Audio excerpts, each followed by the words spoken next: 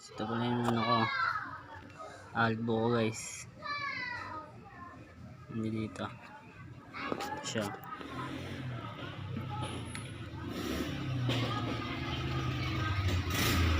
Ay, malabo eh, di makita eh, pero ayun siya, busog na busog.